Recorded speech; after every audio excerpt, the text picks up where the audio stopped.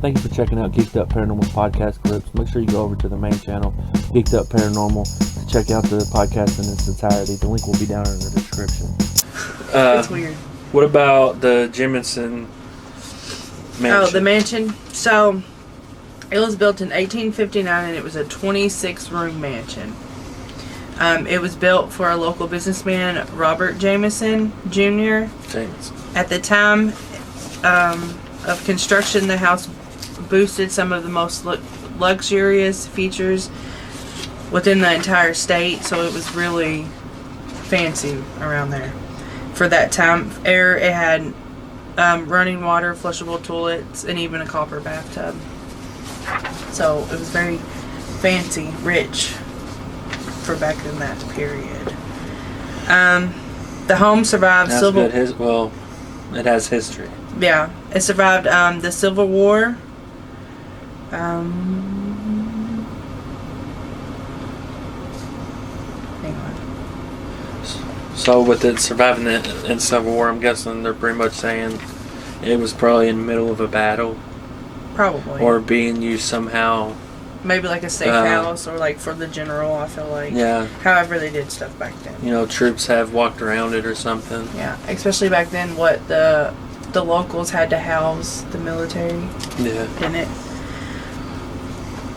So it goes into his daughter being married there to a guy named Andrew Hargrove. Hargrove was injured in the war and suffered from terrible headaches. It says that the pain was so severe that he ended up shooting himself in the library in the mansion.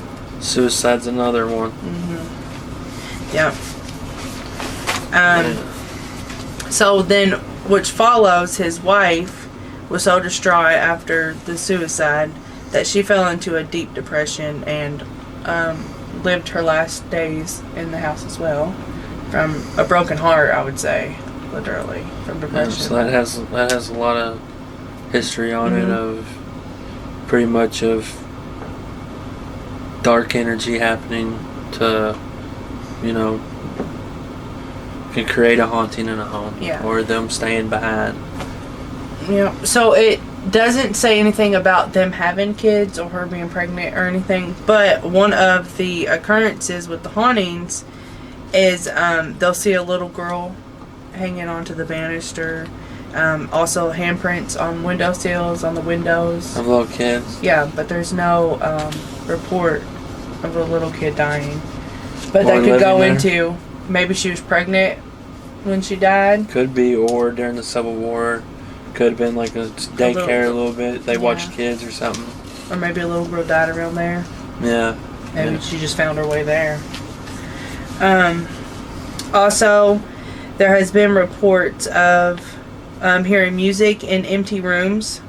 Hearing voices, footsteps. I feel like that's another main one that people hear. And then also, there was a wedding happening there, and a mirror, not magically, but the mirror came flying off the wall at the bride, with no explanation. That's trippy. Yeah, but other than that, that's about. I mean, the mirror just come flying off the wall. Mm-hmm. That just shows you that's not.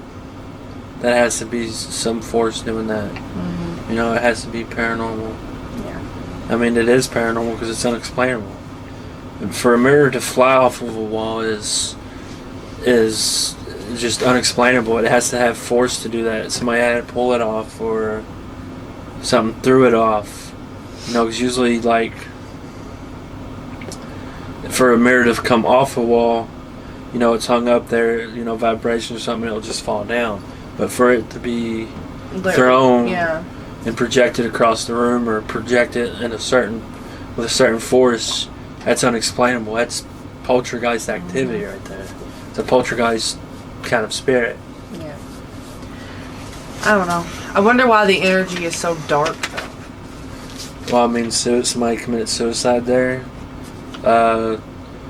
Then it's during also Civil War era, which was a dark time. But do you think something other than his headaches caused him to commit suicide? I mean, that could have been a possession. He could have been possessed.